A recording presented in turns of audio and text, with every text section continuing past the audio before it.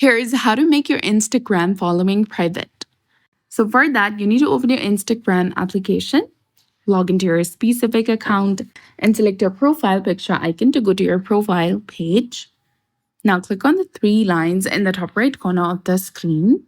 Go to Settings and Activities section, scroll down, and select Account Privacy, and toggle the option of Private Account. Click on Switch to Private, and once your account is switched to private, people in the public side won't be able to see your followers or following list. For that, they'll need to follow you and you need to approve their follow request, and only then they'll be able to see your following. And for now, only your followers will be able to see who you follow.